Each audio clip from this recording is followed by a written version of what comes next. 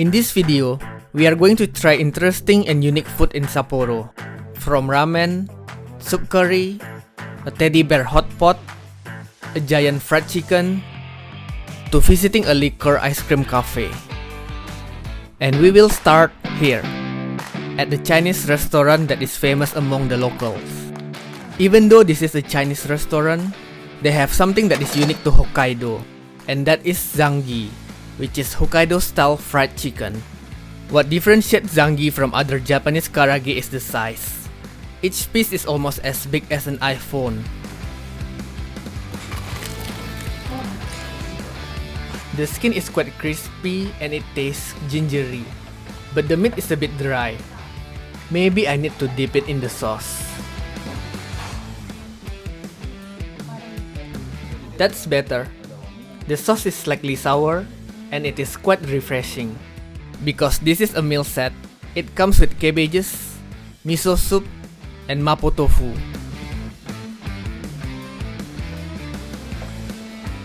It lacks a kick of a mapo tofu. It's not bad but not spicy enough. But I think overall it's worth it because the whole thing is less than 1,000 yen. And the portion is huge, so it is definitely going to fill you up. At our next location, we are going to try a soup curry. But this is not your typical soup curry. Normally a soup curry has a watery consistency. But here, they are known to have a thicker soup consistency.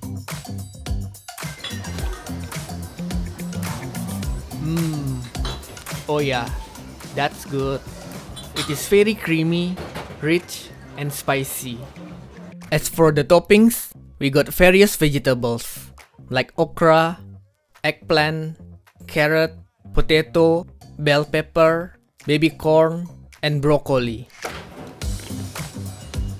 The broccoli in soup curry is always good. I never knew a roasted broccoli tasted this good. As for the meat, we got blocks of roasted pork.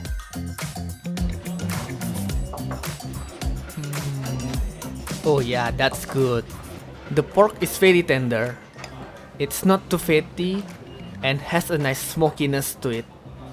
Overall, this is a delicious and well-balanced meal. Our next location is a hot pot restaurant.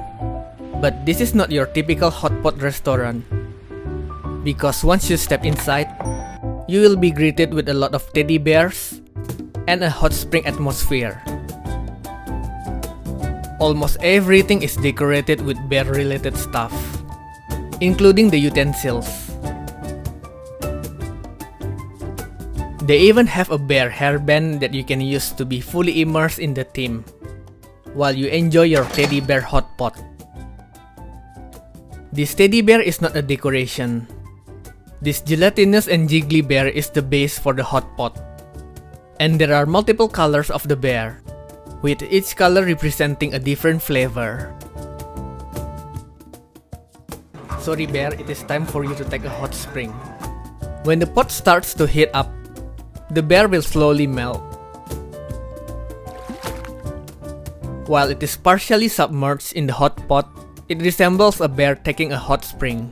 Hence the name of the shop, Ku Ma Chan Onsen, which means a bear in a hot spring.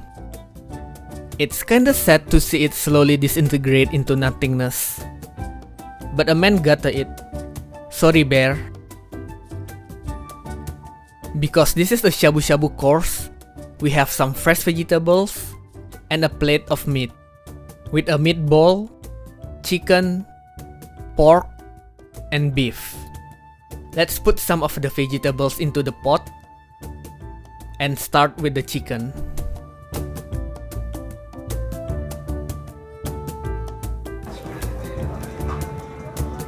That's pretty good. The chicken is quite tender and the sauce is spicy and slightly tangy. Overall, the food is pretty good. I think it is quite expensive considering the quantity, but I guess you pay for the experience. Anyway, let's move on to our next place. Our next location is somewhat hidden on the 6th floor of this building. On the 6th floor you will find this cafe called Mura. Once you enter the shop, you will find a cozy and interesting decorations all over the shop. You will also notice that there is a lot of alcohol in the shop. That is because this is a cafe that serves ice cream with alcohol. It's not alcohol flavored ice cream, but with real alcohol. In the beginning they will give you a stack of alcohol list, which is quite overwhelming. Then you need to choose 2 or 3 alcohol depending on the set you order. And those alcohol will be served in these tiny cups, which we will use later. First thing first, let's try the ice cream. The ice cream is good. It is very milky, not too sweet, and kinda citrusy. Then we can move on to the toppings. They have a guide on how to enjoy it, so let's follow it step by step. Yogurt should be eaten with ice cream with 1:1 ratio. There is a small cup of yogurt in this tiny bowl. Scoop it out and get the right ratio of ice cream. The yogurt is really good. It is sour and then mixed with the citrusy aroma of the ice cream. The next step is to add quinoa to the ice cream.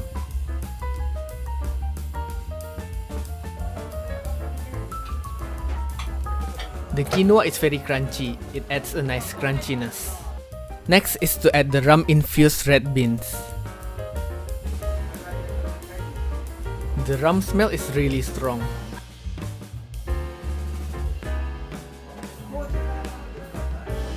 Surprisingly, I can't really taste the rum. I can smell it, but I can't really taste it. Probably the taste is masked by the ice cream. And lastly, we can put some ice cream into the crepe, which is also very tiny. Finally, it is time to try it with alcohol. So what we need to do is get a small scoop of alcohol and then pour it into the ice cream. Because I don't really drink alcohol, I randomly choose the alcohol as I have no idea what I'm doing. But I can say that a few drops of alcohol add a nice aroma to the ice cream. If you run out of ice cream but you still have some alcohol, you can get one free ice cream refill. And at the end, you will also get a small biscuit and a cup of black coffee.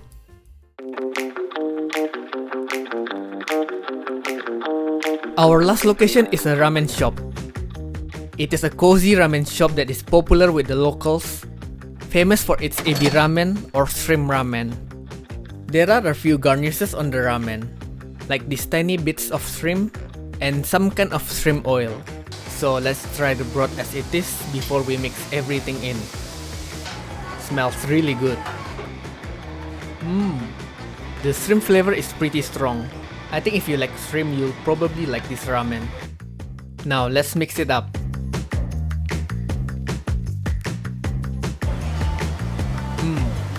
It is richer, creamier, and way thicker. There are 3 levels for the soup, and I chose the rich flavor. No wonder the taste is extremely rich. As for the toppings, we got half soft-boiled egg and a slice of chashu. And for the noodle, you can choose either thick or thin noodles. In my case, I chose the thick noodles. It's firm but still chewy. The thick noodle pairs well with the thick soup. The ramen is not the only thing shrimp flavored here. Their onigiri or rice ball is also shrimp flavored. Wow, the onigiri is good. There are tiny bits of shrimp inside, and the rice is very flavorful, unlike a regular onigiri which is just plain white rice.